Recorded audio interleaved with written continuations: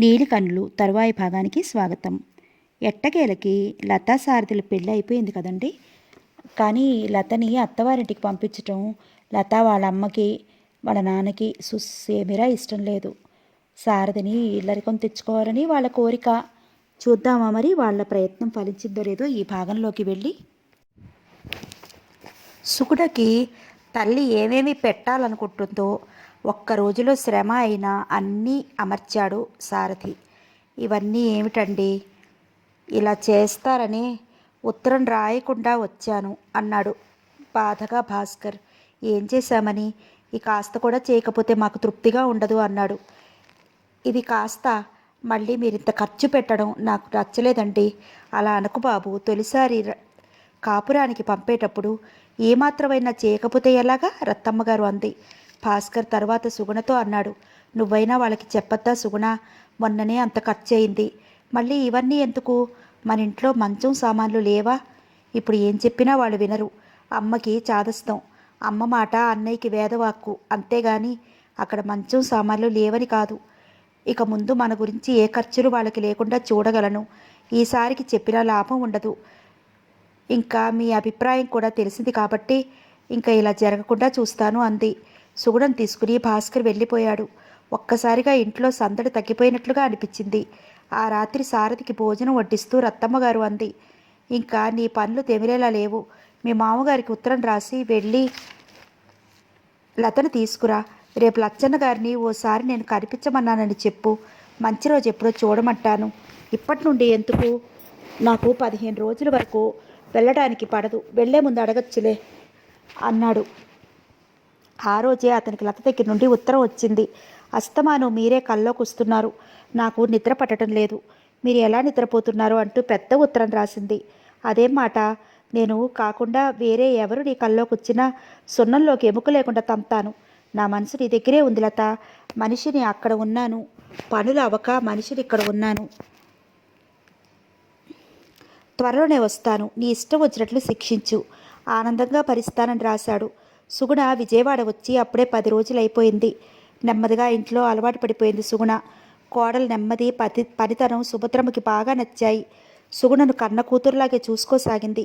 ఒక్క పని కూడా చెయ్యనిచ్చేది కాదు. ఏ పని చెయ్యకుండా కూర్చోవాలంటే సుగుణకి చాలా మొహమాటంగా అనిపించేది.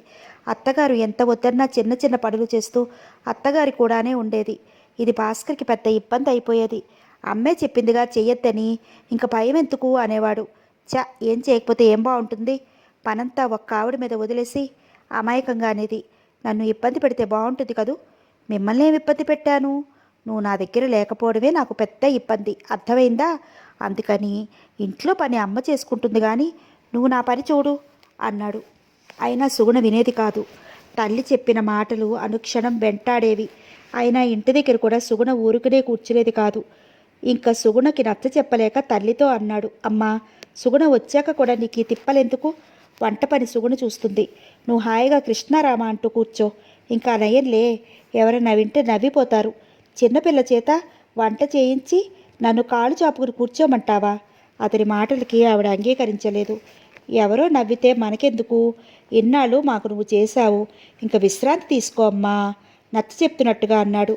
తల్లి వంటగదిలో ఉంటే సుగుణ తనతో స్వేచ్ఛగా మాట్లాడదు.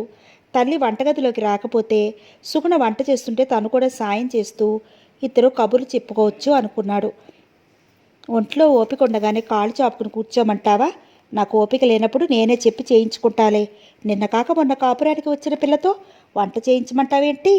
అయినా అసలు ఇంట్లో పనుల గురించి నీకెందుకు, మేమిద్దరం చూసుకుంటాంలే. అతని మాటలు తేలిగ్గా తీసిపారేసింది. ఉసూరుమంటూ అక్కడి నుంచి వెళ్ళిపోయాడు భాస్కర్. ఉదయం భాస్కర్ ఆఫీస్కి వెళ్లేలోపు సుగుణ అత్తగారి వెనకాలే ఏదో ఒక పనిలో సాయం చేస్తూ ఉంటుంది. మరుదులు రాజు, విష్ణు కాలేజీకి, హై స్కూల్కి వెళ్తారు. వాళ్ళకి భోజనం పెట్టడం లాంటివి చిన్న చిన్న పనులు చేస్తూ ఉంటాయి. సాయంత్రం భాస్కర్ ఇంటికి వచ్చేసరికి ఏ ఎదిరింటి ఆవిడో వెనకింటి ఆవిడో వచ్చి ఉంటారు. వాళ్ళు భాస్కర్ని చూడగానే ఇంకా వస్తామని లేస్తారే కానీ అలా నిలబడి మాట్లాడుతూ ఇంకో అరగంట నిలబడే మాట్లాడతారు.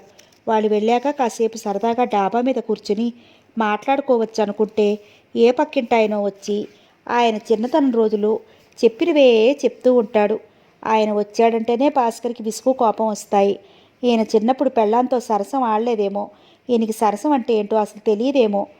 అందుకే రోజు సాయంత్రం అయ్యేసరికి జిడ్డులా పట్టుకుంటాడు విసుగ్గా అనుకునేవాడు.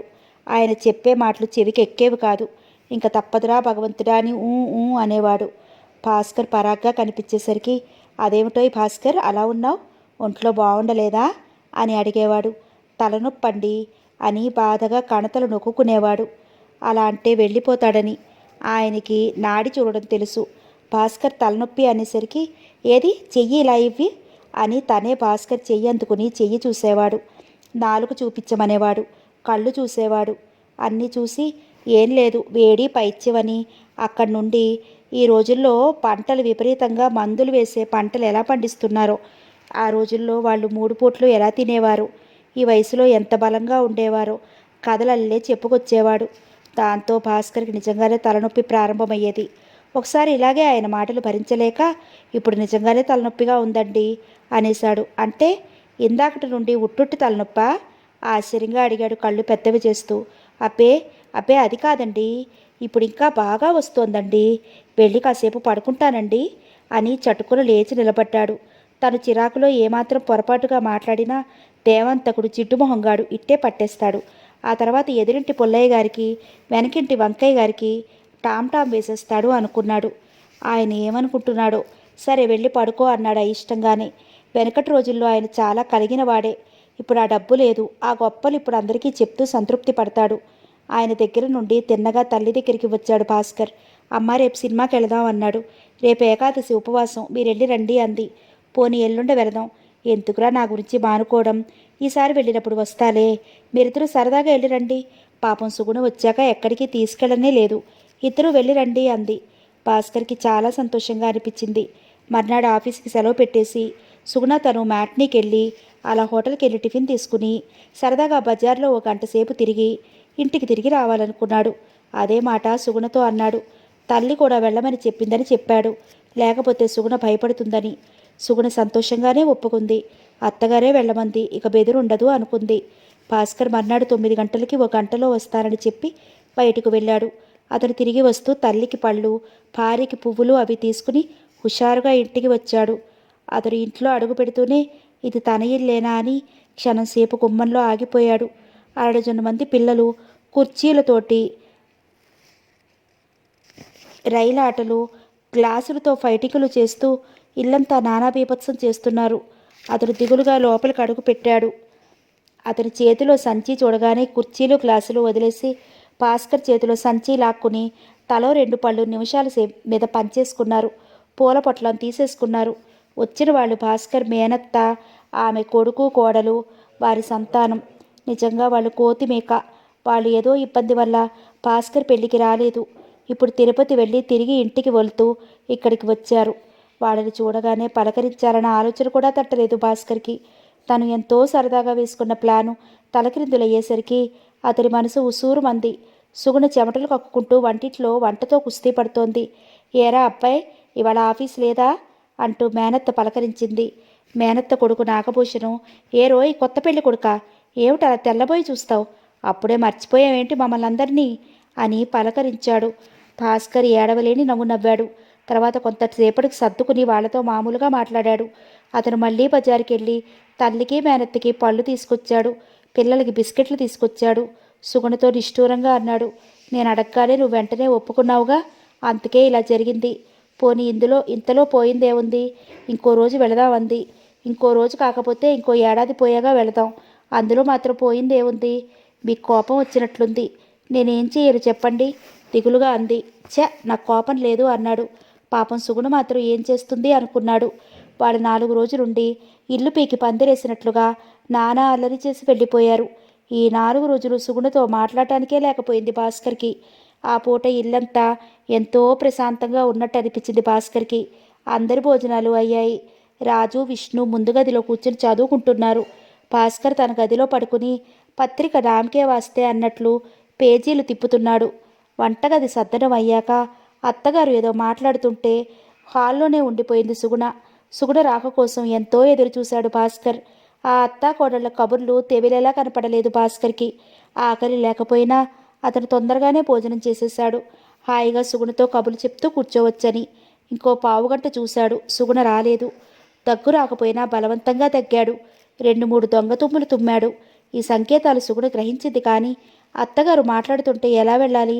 అందుకే ఏవీ గ్రహించినట్టు ఉండిపోయింది. మంచం మీద దిండు కిందకి బలంగా విసిరాడు.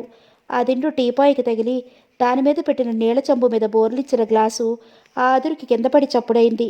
సుభద్రమ్మ ఏమిటన్నట్లుగా తల తిప్పి చూసి మళ్ళీ మాట్లాడసాగింది. సుగుణ గుండెలు పీచుపీచుమంటున్నాయి. భర్తకి చాలా కోపం వచ్చి ఉంటుందనిపించింది. భాస్కర్కి సుగుణ మీద నిజంగానే కోపం వచ్చేసింది. రేడియో ఫుల్ వాల్యూమ్ పెంచేసి గట్టిగా చెవులు మూసేసుకున్నాడు. అమ్మా, వదినా అంటూ ముందు గదిలో నుంచి రాజు, విష్ణు అరిచారు. అయ్యో, అదేమిటి? ఆశ్చర్యంగాని సుగుణతో వెళ్ళి చూడు అని తను వంటగదిలోకి వెళ్ళింది. సుగుణ గబగబా గదిలోకి వచ్చింది. గదిలో తిళ్ళు, పుస్తకాలు విసిరేసి ఉన్నాయి. ఊరెగిరేటట్లు రేడియో గట్టిగా అరుస్తోంది. భాస్కర్ చెవులు కళ్ళు గట్టిగా మూసుకుని పడుకున్నాడు. సుగుణ ఒక్క అంగలో వచ్చినట్టుగా వచ్చి రేడియో సౌండ్ తగ్గించింది. రేడియో సౌండ్ తగ్గిపోవడంతో భాస్కర్ కళ్ళు తెరిచాడు. అతను కోపంగా మళ్ళీ సౌండ్ పెంచబోయాడు.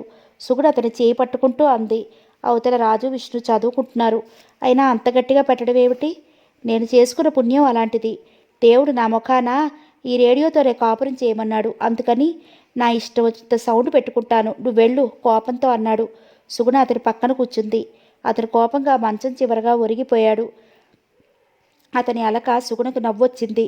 అంత కోపంలో ఉన్న మనిషికి నవ్వితే కోపం వస్తుందని ఎలాగో ఆపుకుంది. తర్వాత ప్రతిమలాడుతున్నట్టుగా అంది.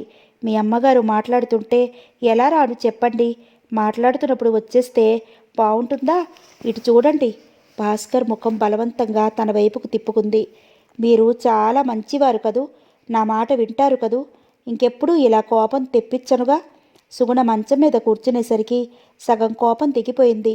ఇప్పుడు సుగుణ ప్రతిమలాడుతూ మాట్లాడేసరికి పూర్తిగా కోపం పోయింది. అయినా బెంకంగానే ఉండిపోయాడు. తనకి ఇక్కడ కోపం వస్తుందో, ఎక్కడ కోపం వస్తుందో అన్న భయం సుగుణకి ఉంటే తను పిలవగానే పరిగెత్తుకుంటూ వచ్చేస్తుంది. ఇలా అనదు అనుకున్నాడు. నన్ను విసిగించకు, ముఖం చిట్లించాడు. సుగుణ ఏదో చెప్పబోయింది. అస్తమాను నీ కూడా తిరగాలని కుతూహలపడతాను కదూ, అందుకే నీకింత లోకువైపోయాను. ఇంక నీ పనులకు నేను అడ్డురాదలుచుకోలేదు. సుగుణ చాలా దిగులుగా చూసింది.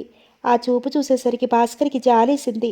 నిజంగా మీకింత కోపం వస్తుందనుకోలేదు. నన్ను క్షమించండి, బాధ నిండిన స్వరంతో అంది. భాస్కర్ కరిగిపోయాడు. ఈసారి ఇలా మాట్లాడావంటే ఏం చేస్తానో తెలుసా? క్షమించాలట. ఎవరినో పరాయివాడిని అడిగినట్లు అడగటం ఏంటి? కోపం నటించాడు. సుగుణ తెల్లబోయి చూసింది. అతని కళ్ళు నవ్వుతున్నాయి. అది ఉట్టుట్టి కోపమేనని గ్రహించి తేలిగ్గా ఊపిరి పీల్చుకుంది. మీరెంత మంచివారు అంది. పోనీలే పాపం అని కోపం తగ్గించేసుకున్నాను. ఈసారి ఏం చేస్తానో తెలుసా? ఏం చేస్తారు? ఇలారా చెవిలో చెప్తానంటూ దగ్గరగా జరిగాడు. అత్తగారికి పనుల్లో సహాయం చేస్తూ భర్తకి కోపం రాకుండా అతని అవసరాలు తీరుస్తూ చాలా జాగ్రత్తగా మసులుకుంటోంది సుగుణ. తల్లి వంటగదిలో ఉంటే భాస్కర్ ఆ ఛాయలకే రాడు. ఇది మంచిదే, లేకపోతే చాలా ప్రమాదం అనుకునేది సుగుణ. అతను దూరంగా ఉండి మాట్లాడడు. దగ్గరగా కూర్చుని మాట్లాడుతుండగా అత్తగారు వస్తే బాగుండదని సుగుణ భయం. సుగుణ పెరిగిన వాతావరణానికి ఇక్కడ వాతావరణానికి చాలా తేడా ఉంది. అందుకే సుగుణ ప్రతిదానికి భయపడుతుంది. ఆ భయం చూస్తే భాస్కర్కి చిరాకు. సుభద్రమ్మ తులసి పూజ చేసుకోవడానికి దొడ్లోకి వెళ్ళింది. సుగుణ తోటకూర సన్నగా తరుగుతోంది. తల్లి దొడ్లోకి వెళ్ళడం చూసి భాస్కర్ సుగుణ అంటూ వంటగదిలోకి వచ్చాడు. తోటకూర తరుగుతున్న సుగుణ తరగడం ఆపి తల ఎత్తుతూ అడిగింది, కాఫీ కావాలా అని. నువ్వు కావాలి నవ్వుతూ అని దగ్గరకొచ్చాడు. దూరం, మీ అమ్మగారు వస్తారు.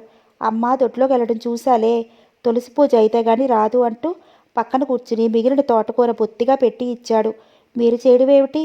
మీరెళ్ళండి, కాఫీ కలిపి తీసుకొస్తాను బ్రతిమలాడుతున్నట్లుగా అంది. నీకు ప్రతిదానికి పైవే, అమ్మ ఇప్పుడప్పుడే రాదు.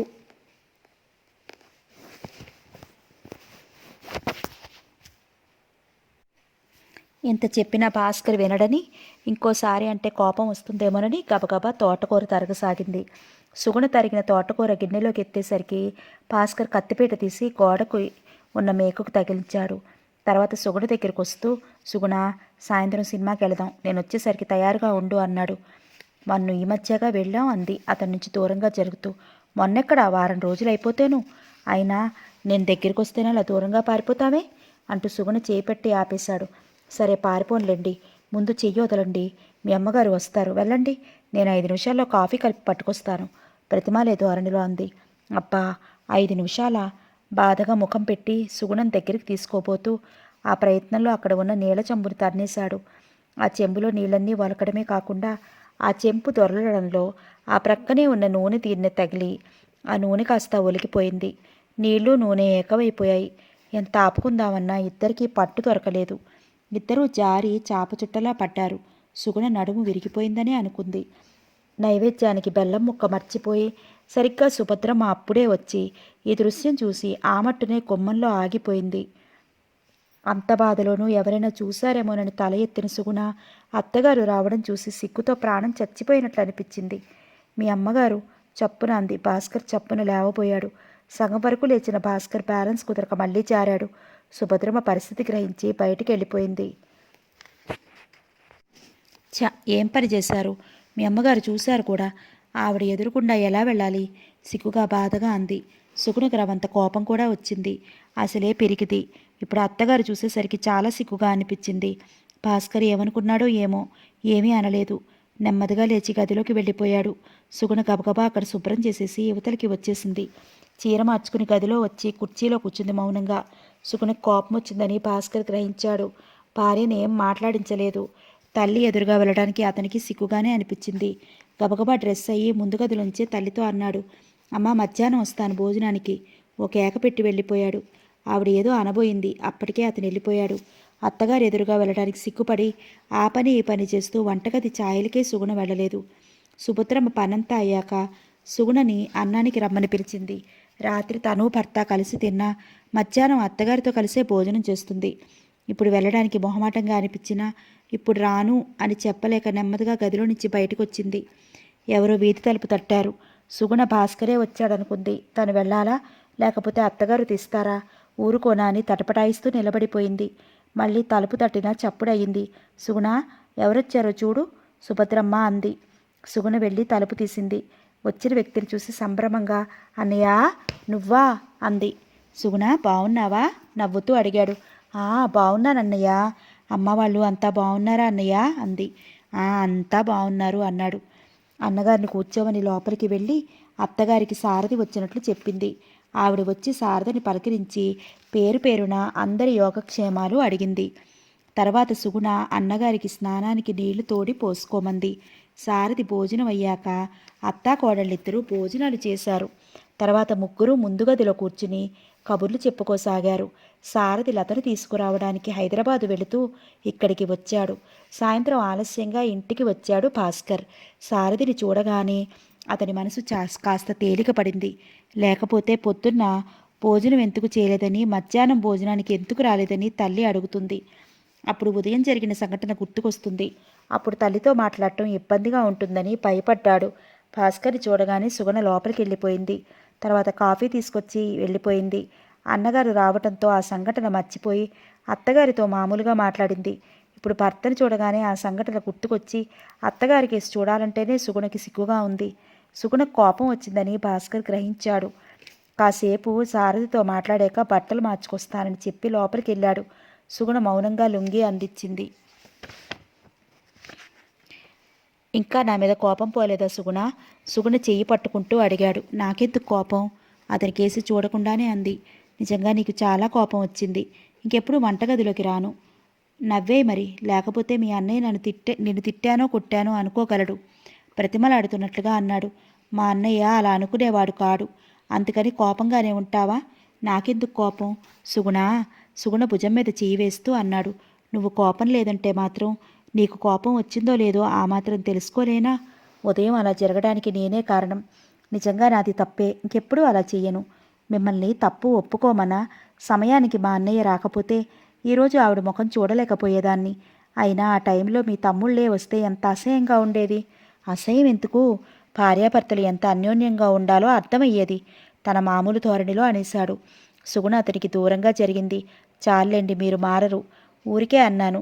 సుగుణ, అసలు ఈ గదిలో ఉన్నప్పుడు మినహా నీకేసి కన్నెత్తి కూడా చూడను, సరా? ఒక్కసారి నవ్వు డార్లింగ్. సుగుణ గడ్డం పుచ్చుకుని ప్రతిమలతో చాలా అమాయకంగా ముఖం పెట్టాడు.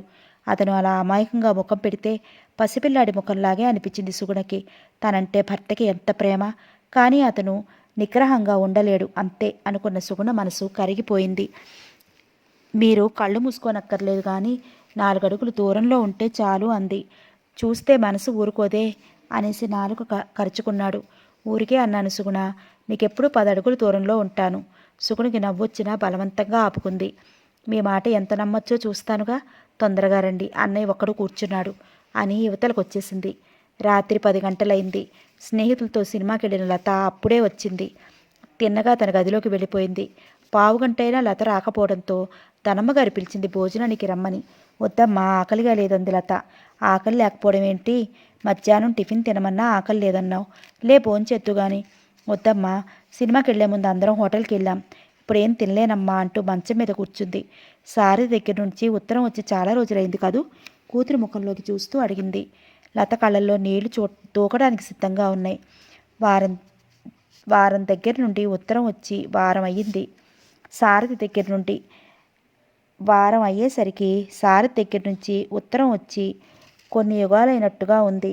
లతకి ఇంట్లో పిచ్చిగా ఉన్నట్లుగా అనిపించి స్నేహితులతో సినిమాకి వెళ్ళిందే కానీ వాళ్ళతో సంతోషంగా గడపలేకపోయింది.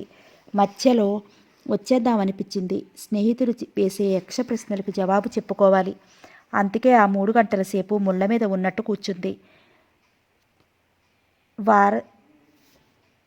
వారమేగా అయింది ఉత్తరం వచ్చి.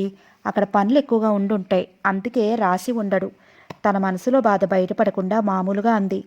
ఇప్పుడు ఇలాగే వెనకేసుకురా, ఆనకడి చేయి దాటిపోతాడు. ఇప్పుడు ఉత్తరం రాయడానికే తీరిక లేనివాడు ఏకంగా ఇక్కడ ఎలా ఉంటాడు? ఇలా మగవాళ్ళు మాయలు నీకేం తెలుసు? మనం ఒక అడుగు వెనక్కి వేస్తే వాళ్ళు 10 అడుగులు ముందుకు వేస్తారు. ఈ మాట ఎప్పుడు మర్చిపోకు. ఆ తర్వాత ఎంత మొత్తుకున్నా లాభం ఉండదు, హెచ్చరిస్తున్నట్లుగా అంది ధనమ్మ. తల్లి అలా అంటుంటే లతకి భయమేసింది. ధనమ్మ వెళ్ళి కప్పు వేడివేడి పాలు తీసుకొచ్చిచ్చింది. ఇంకా తల్లి ఊరుకోదని లేచి కప్పు అందుకుని, ఇంక నువ్వు వెళ్ళి పడుకో అమ్మా, పొద్దుపోయింది అంది. ధనమ్మ వెళ్ళిపోయింది.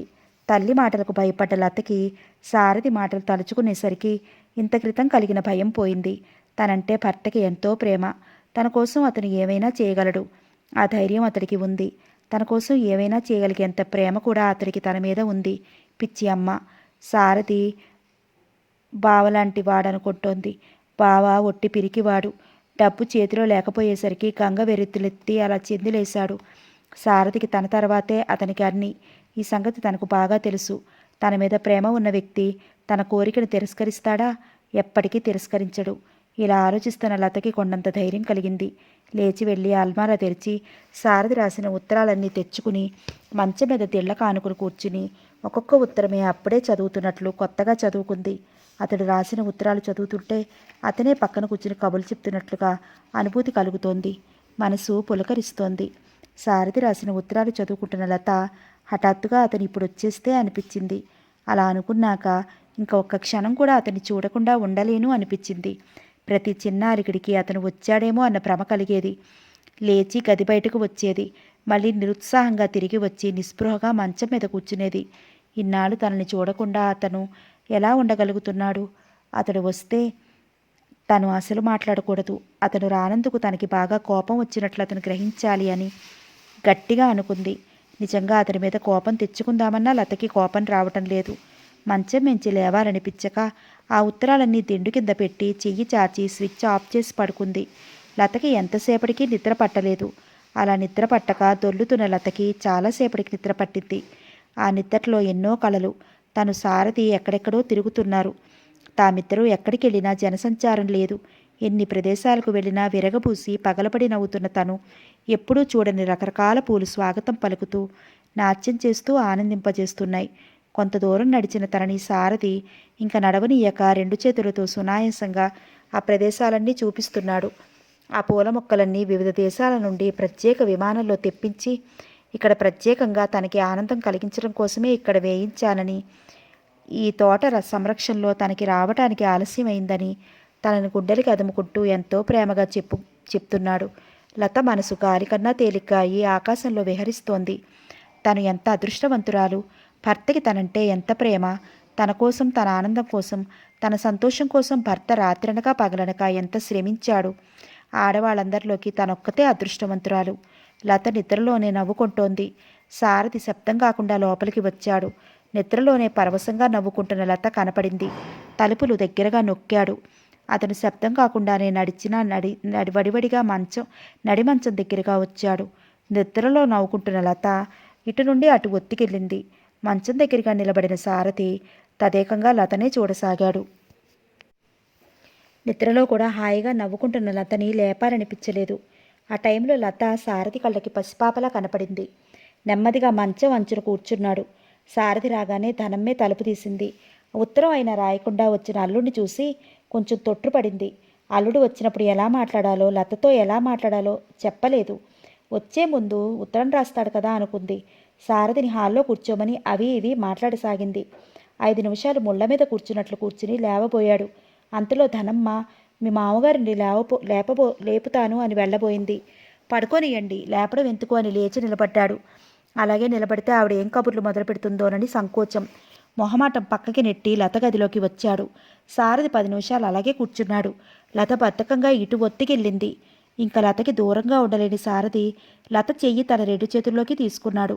ఇంకా మెలకువ రాని లత సారథిని చేతుల్ని గట్టిగా పట్టుకుంది. లత ప్రేమ నిండిన స్వరంతో నెమ్మదిగా పిలిచాడు. అంది. మెలకువ తెచ్చుకో, తల మీద చెయ్యి వేస్తూ పిలిచాడు. లత కళ్ళు తెరిచింది. సారథిని చూసి చిన్నగా నవ్వింది. చెయ్యి అతని ఒడిలో వేసింది. లత కళ్ళు మధురమైన ఆలోచనలతో ఇంకా మత్తుగానే ఉన్నాయి. ఇంకా పూర్తిగా మెలకువ రాని లత మెల్లగా కళ్ళు మూసుకుంది. లత భుజం పుట్టి కదిపాడు. లత కళ్ళు తెరిచింది. సారథిని అంత దగ్గరగా చూసి కళ నిజమా అనుకుంది. మరుక్షణం కళే అనిపించింది. కళే అనిపించేసరికి చెప్పలేనంత నీరసంగా అనిపించింది. లత, ఇంకా మెలకువ రాలేదా? లత చెయ్యిని చెంపకి తాకించుకుంటూ అన్నాడు. కళ కాదు, నిజమే అనిపించింది. నిజమే అనిపించేసరికి గుండెల్లో ఒక్కసారిగా కోటి రాగాలు స్మృతి చేసుకున్నాయి. ఒక్క ఉదుటన లేచి కూర్చుంది. నిజంగా వచ్చేశారా? ఎప్పుడొచ్చారు? ఎంతసేపు అయింది వచ్చి? నన్ను లేపలేదే?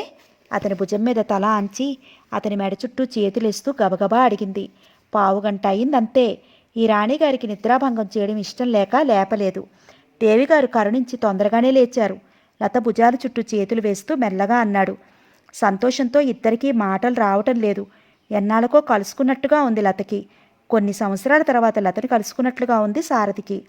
గది బయట కాలుగారిన పిల్లిలా తిరుగుతోంది ధనమ్మ.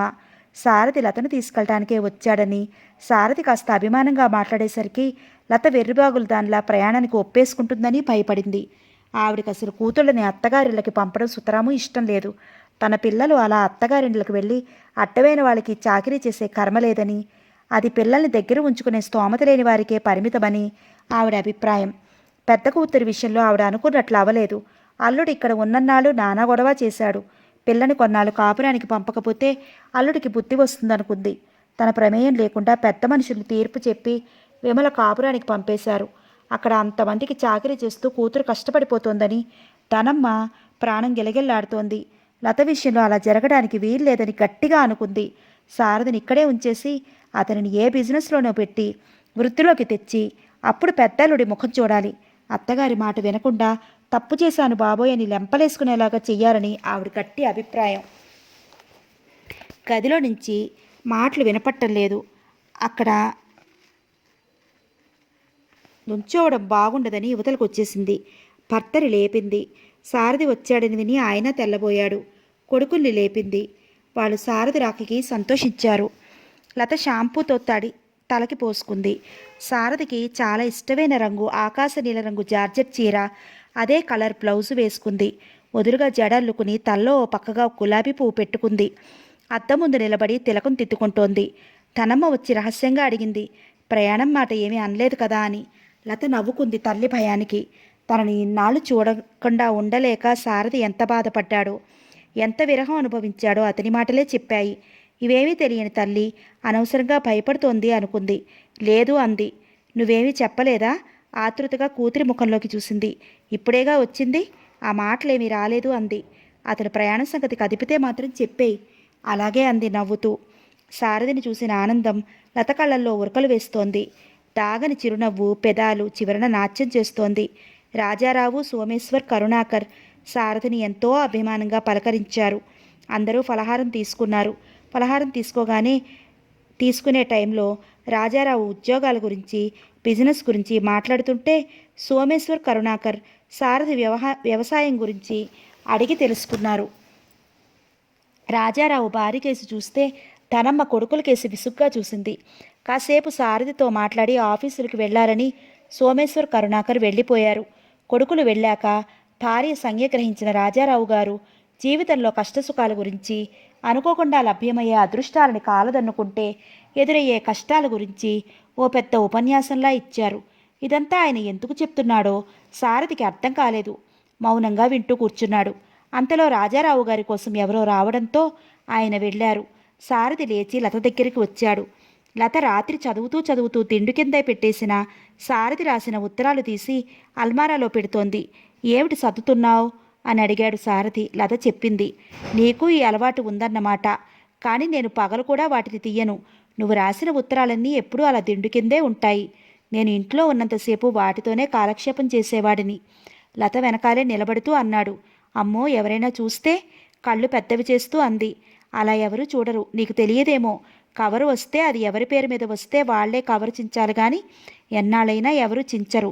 మంచిదే, అయినా భార్యాభర్తల మధ్య జరిగే ఉత్తరాలు మాత్రం జాగ్రత్తగా దాచుకోవాలి. నాకు అదే బాగుంటుంది. అల్మారా తలుపులు దగ్గరగా నొక్కుతూ అంది. పోనీ నీ ఇష్టం నీది. అయినా ఇంకా ఉత్తరాలతో ఏం పని? ఇద్దరం ఒకచోటే ఉంటాంగా. నేను ఇంటికి రాగానే నువ్వు చెప్పే కబుర్లు వెంటవే నా పని అని క్షణమాగి అన్నాడు.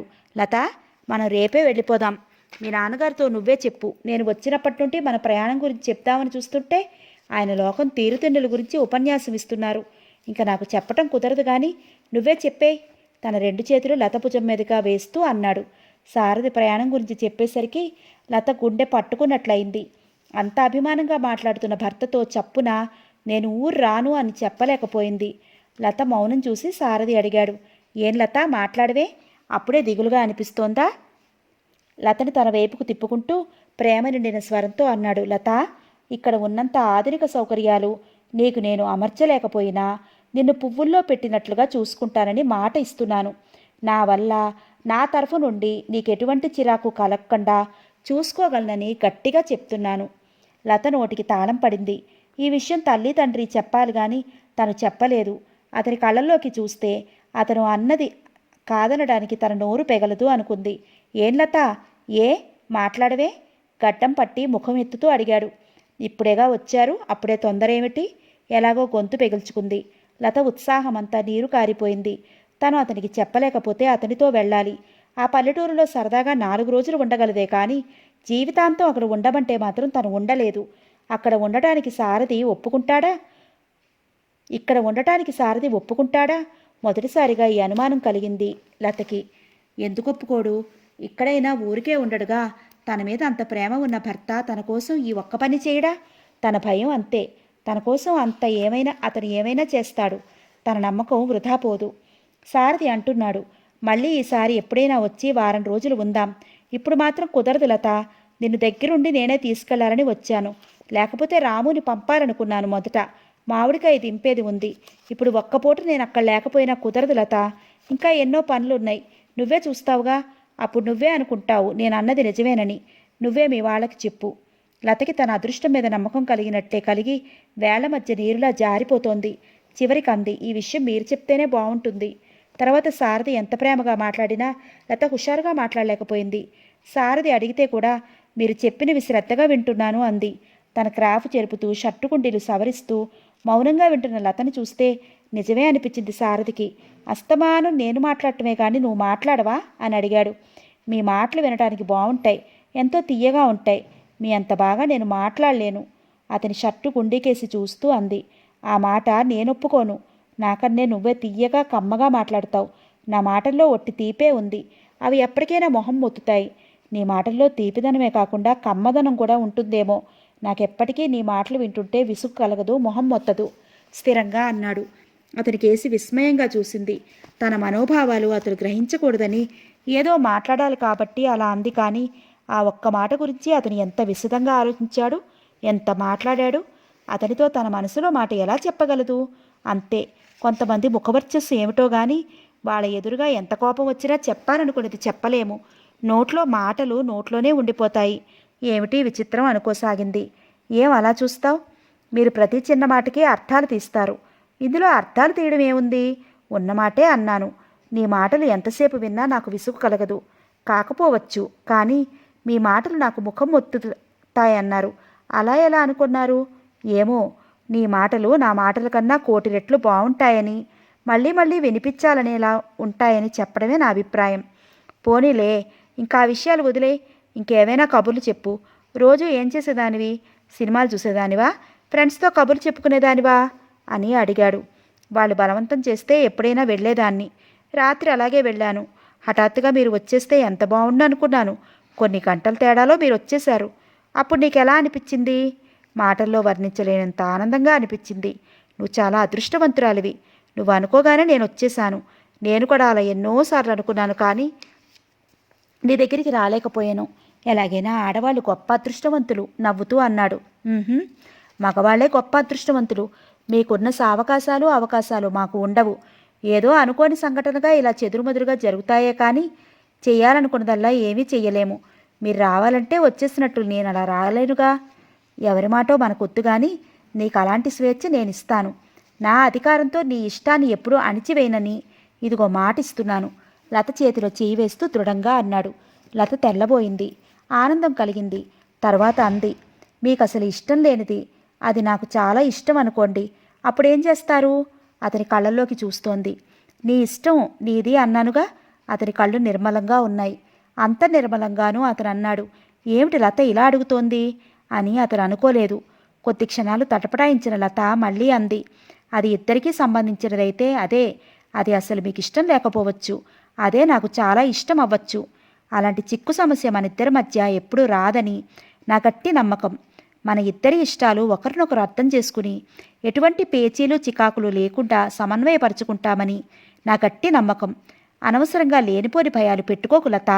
ఆ రోజు మనం ఏమనుకున్నాం? మన జంట చూసి అందరూ ఇలాగే ఉండాలని పిచ్చేలా ఉండాలని అనుకోలేదు. అప్పుడు నువ్వేమన్నావు? అందరికీ కళ్ళు కుట్టేంత అన్యోన్యంగా ఉండాలి అని అన్నావు కదా.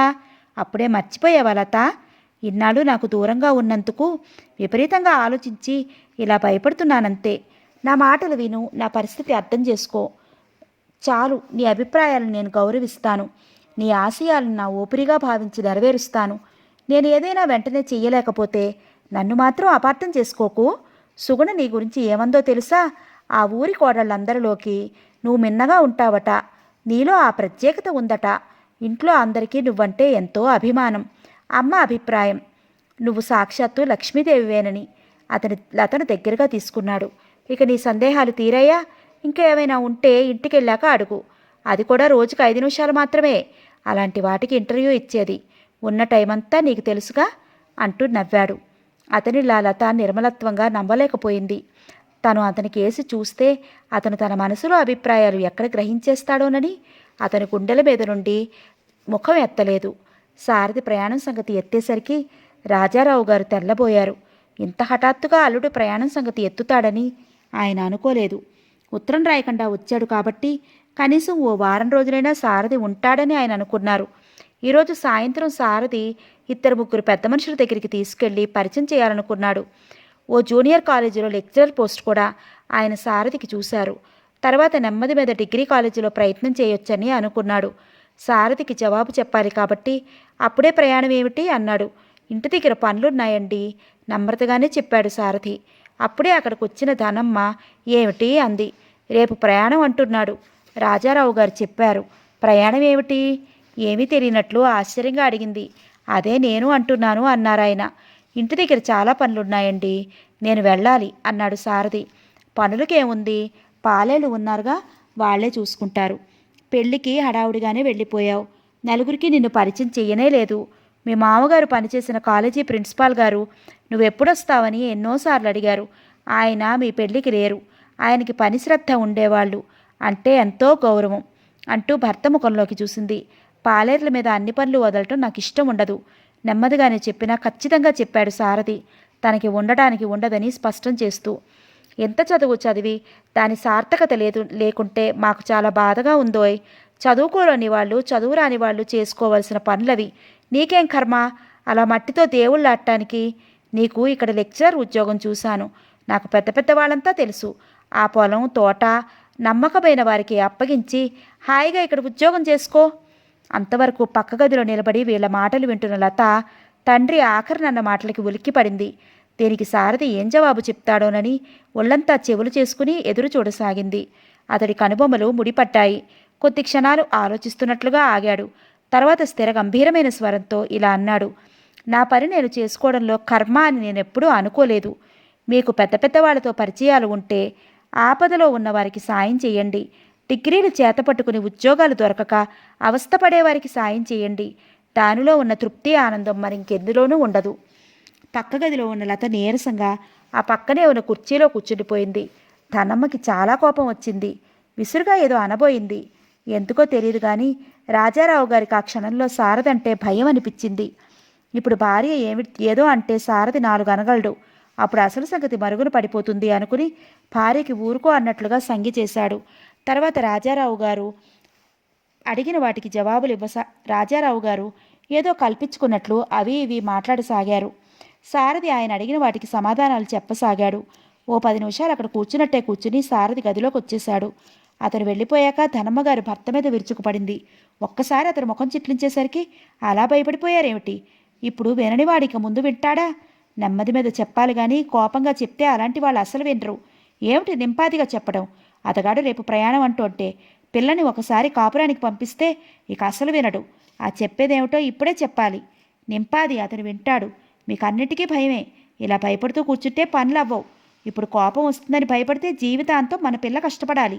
ఇప్పుడు అత్తగారు అతగాడు కోపం తెచ్చుకున్నా ముందు ముందు సుఖపడతాడు. అప్పుడు మన విలువ గ్రహించి పైకి వేసుకోకపోయినా మనసులోనైనా చెంపలేసుకుంటాడు. అబ్బాయిల్ని రాని వాళ్ళ చేత చెప్పిద్దాం అన్నాడు ఆయన.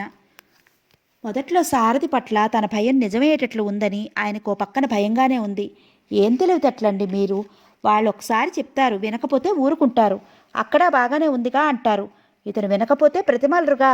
మధ్యాహ్నం మీరే మళ్ళీ కదపండి, అప్పుడు నేను కూడా చెప్తాను అంది. సరే అన్నాడు ఆయన. గదిలోకి వచ్చిన సారథి కిటికీ దగ్గర నిలబడ్డాడు, బయట గార్డెన్లోకి చూస్తూ. ఇప్పుడు అత్తగారి మామగారి అభిప్రాయాలు విన్నాక ఉదయం నుండి మామగారి మాటల్లోని అంతరార్థం ఇప్పుడు సారథికి అర్థమవసాగింది. లతాభిప్రాయం ఏమిటి అనుకున్నాడు. వెంటనే సారథి ఎదురుగా రావడానికి కాస్త వెనకలాడింది లత. తండ్రి ఆ విధంగా మాట్లాడకుండా ఇంకో విధంగా మాట్లాడి ఉంటే బాగుండనిపించింది. తర్వాత ఏమీ ఎరగనట్లు తండ్రి మాట్లాడిన విషయాలు తనకు తెలియనట్లే మామూలుగా గదిలోకి వచ్చింది. సారథి కిటికీ దగ్గర నిలబడి బయటికి చూస్తున్నాడు. చాలా దీర్ఘంగా ఆలోచిస్తున్నట్లుగా ఉన్నాడు. మెల్లగా అతని దగ్గరగా వెళ్ళి నిలబడింది. లత రాక అతను గుర్తించాడో లేదో గాని ఇటు తిరగలేదు. ఏమిటి ఇక్కడ నిలబడ్డారు అంటూ అతని భుజం మీద చెయ్యి వేసింది. సారథి ఇటు తిరిగాడు. లత కళ్ళల్లోకి చూశాడు. ఆ కళ్ళు ఎంతో నిర్మలంగా ఉన్నాయి. తన పట్ల ప్రేమ అభిమానాన్ని వ్యక్తం చేస్తూ నవ్వుతూ పలకరిస్తున్నట్లుగా ఉన్నాయి. వాళ్ళంతా ఏమనుకుంటే తనకెందుకు? నన్ను లత అర్థం చేసుకుంటే చాలు అనుకున్నాడు. ఏమిటి మాట్లాడరే? తన కళ్ళల్లోకి ఏదో కనిపెట్టాలన్నట్లుగా చూస్తుంటే మళ్ళీ అడిగింది. ఇలా ఇక్కడ ఎందుకు నిలబడతాను? ఎవరికోసం నిలబడతాను? లత కళ్ళల్లోకి అలాగే చూస్తూ అన్నాడు. ఏమో నాకెలా తెలుస్తుంది? నిజంగా నీకు తెలియదా? ఇలా నా కళ్ళల్లోకి చూసి చెప్పు, అప్పుడు నేను నమ్ముతాను. మునివేళ్లతో లత గడ్డం పైకెత్తు అన్నాడు. అబ్బా, మీ నోటితో చెప్తే ఎంత బాగుంటుంది. అయితే విను. ఈ దేవి కోసం తపస్సు చేస్తున్నాను. నా తపస్సు ఫలించి వెంటనే నువ్వు వచ్చావు. అయితే మీరు తపస్సు చాలా శ్రద్ధగా చేస్తారన్నమాట. అస్సలు కల్తీ ఉండదు. అందుకే మా లతాదేవి గారు ఇక్కడ ఇలా ఉన్నారు. అతని దగ్గరికి తీసుకుంటూ అన్నాడు. తనంటే ఇంత ప్రేమ ఉన్న వ్యక్తి తన కోసం ఇక్కడ ఉండడా? లత, మీ నాన్నగారు ఏమన్నారో విన్నావా? ఏమన్నారు? తల ఎత్తకుండానే అంది. ఎందుకో లత గుండెలు కొట్టుకున్నాయి. సారథి నెమ్మదిగా చెప్పాడు. అలా చెప్తున్నప్పుడు అతని గొంతులో బాధ లీలగా తొంగి చూసింది. ఇంత చదువు సార్థకత లేకుండా పోతోంది అని ఉంటారు. మెల్లగా అంది. చదువు విజ్ఞానం కోసం కానీ గొప్ప కోసం కాదుగా. మన పని మనం చేసుకోవడంలో నాకేం తప్పు అనిపించదు. అది ఎలాంటి పని అయినా సరే ఒకరి మీద ఆధారపడటం సోమరితనం అవుతుంది. అయినా నేనేం ఇబ్బంది పడటం లేదు. నాకేం బాధ అనిపించటం లేదు. లత మాట్లాడలేదు. రేపు మన ప్రయాణానికి నీకు ఇష్టమేనా? చప్పున ఏం చెప్పాలో లతకి తోచలేదు. తనకి రావడం ఇష్టం లేదంటే అతనికి కోపం వస్తుంది. వెంటనే వెళ్ళిపోతాడు. ఈ గొడవ పరిష్కారం కాదు. తనంటే ఎంతో అభిమానం కాబట్టి ఒకసారి అతనితో వెళ్ళి తన కోరిక అభిప్రాయం చెప్తే అతను తీసి పారేయడు. తన కోసం అతను ఏం చేయడానికి వెనకాడడు అనుకుంది. ఇంత క్రితం తండ్రి మాట్లాడాక సారథి జవాబు విన్నప్పటి నుంచి లత ఆలోచిస్తోంది. ఆలోచించగా ఇదే మంచిదనిపించింది. లత, అతను సంతోషంగా పిలిచాడు. ఏమిటి? నేను అడిగిన దానికి జవాబు చెప్పవే? లత జవాబు కోసం ఆతృతగా ఎదురుచూశాడు. మీ ఇష్టమే నా ఇష్టం. నిజంగా? అతని గొంతులో సంభ్రమం తొంగి చూసింది. మీకు నమ్మకం లేదా? తను ఏమాత్రం పట్టుపడకుండా జాగ్రత్త పడుతూ అంది. అలా మాట్లాడుకు లత. నీ మాటే నమ్మకపోతే నా మీద నాకే నమ్మకం పోవాలి. క్షణం ఆగి మళ్ళీ అన్నాడు. లత, నేను చెప్పడం అయిపోయింది. మన ప్రయాణం గురించి ఇక నువ్వే చెప్పు. అదే? ఏం లేదు, నువ్వే చెప్పు. చెప్తావు కదూ? రేపే అంటే ఏమంటారో సందేహంగా అంది. నాకిప్పుడు ఉండడానికి లేదన్నానుగా లత. నువ్వే వాళ్ళకి అర్థమయ్యేలా చెప్పు లత. నీకు ఎలాగ ఉందో గాని నాకు మాత్రం నిన్ను ఈ క్షణం 2 చేతులతో ఎత్తి ఆకాశంలో ఎగిరి తీసుకెళ్ళిపోవాలనుంది.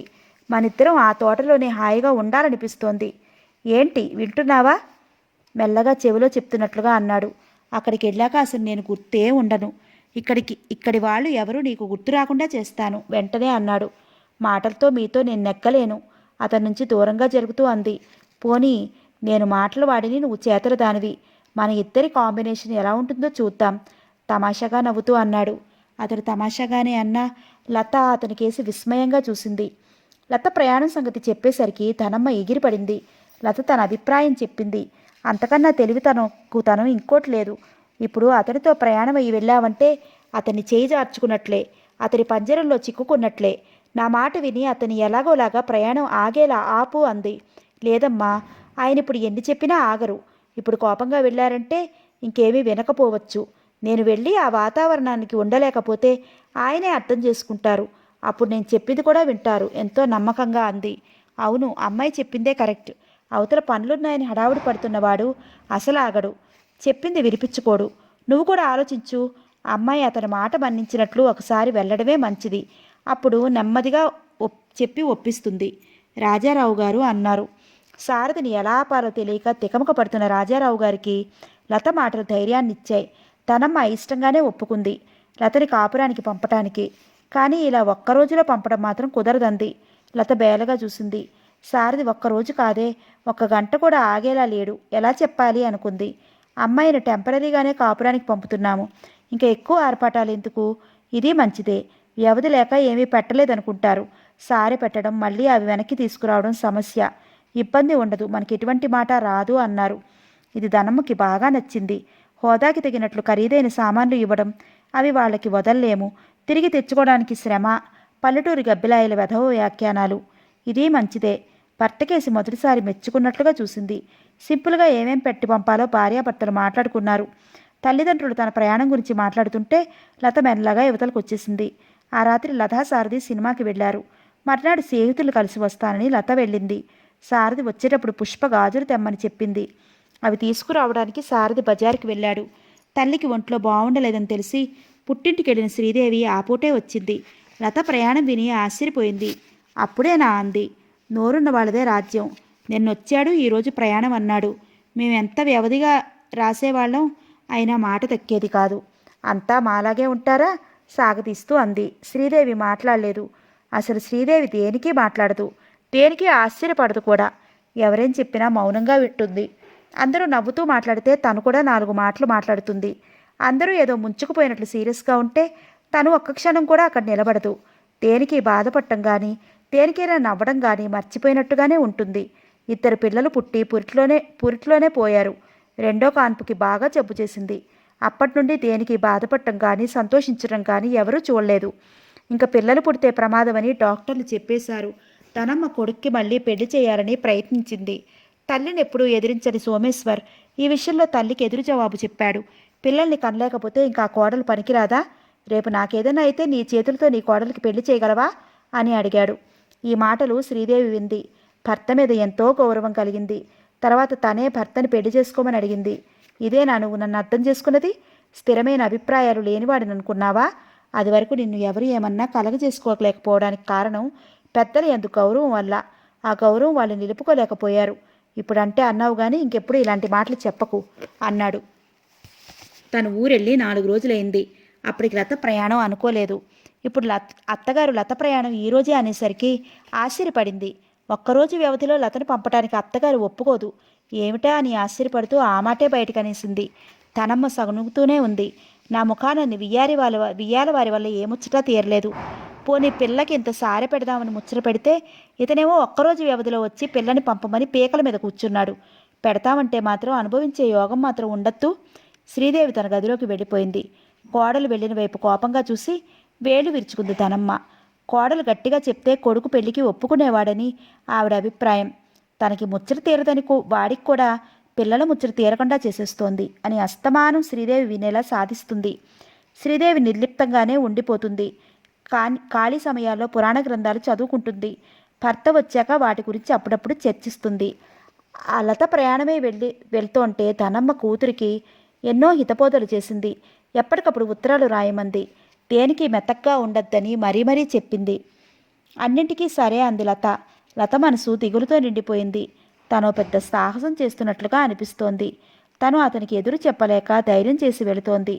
కొద్ది రోజులైనా తను అక్కడ ఉండగలదా? అతన్ని ఒప్పించి ఇక్కడికి తీసుకురాగలదా?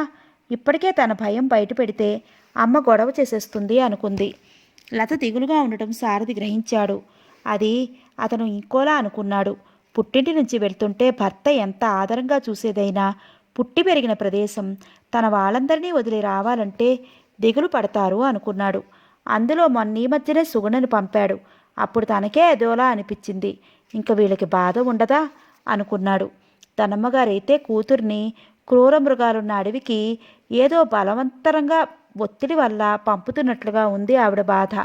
రాజారావు గారు జరిగేది జరగక మానదు, మనం నిమిత్తమాత్రులమే అన్నంత నిర్లిప్తంగా ఉన్నారు. శ్రీదేవి వచ్చి ఉత్తరాలు రాయి అంది. లత అంటే శ్రీదేవికి చాలా ఇష్టం. లత చూసినప్పుడే శ్రీదేవిలో 4 మాటలు మాట్లాడరనే కదలిక కలుగుతుంది. విమల మాటలు అన్నీ తనమ్మ మాటల్లా ఎత్తి పొడుస్తున్నట్లుగా ఉంటాయి. అందుకే శ్రీదేవి మాట్లాడదు. సోమేశ్వర్, కరుణాకర్ సంతోషంతో వీడ్కోలిచ్చారు. తల్లిదండ్రులు టైం లేదంటూ ప్రత్యేకంగా ఏమీ పెట్టకపోయినా సోమేశ్వర్ సారథికి లతకి బంగారపు ఉంగరాలు నా ప్రజెంటేషన్ అంటూ ఇచ్చారు. కరుణాకర్ లతకి పట్టుచీర, సారథికి మంచి ప్యాంటు షర్టు బట్టలు తీసి ఇచ్చాడు. సారథి వద్దని వారించినా వాళ్ళు వినలేదు. సారథి ఎప్పుడు ఫస్ట్ క్లాస్లో ప్రయాణం చెయ్యలేదు, కానీ లత కోసం అతను ఇప్పుడు ఫస్ట్ క్లాస్కే రిజర్వేషన్ చేయించాడు. ఈ ప్రయాణం ఇద్దరి గుండెల్లో మరుపురాని ఘట్టంగా చిరకాలం నిలిచిపోవాలని అతని కోరిక. అదృష్టం కొద్దీ కుపే దొరికింది. బండి స్టేషన్ వదిలిన అరగంటకే లత మనసులో ఉన్న దిగులు పోయేలా చేశాడు సారథి. ఎంతో దిగులుగా ఎన్నో శంకలతో బయలుదేరిన లత పెళ్ళైన మర్నాడే భర్తతో కోరుకున్న చోటికి హనీమూన్ వెళ్ళినంత ఆనందం ఆ కళ్ళల్లో గంతులేసింది. దిగులు మాటే మర్చిపోయింది. సారథి ఒక్క మాట మాట్లాడితే తను 4 మాటలు మాట్లాడుతోంది.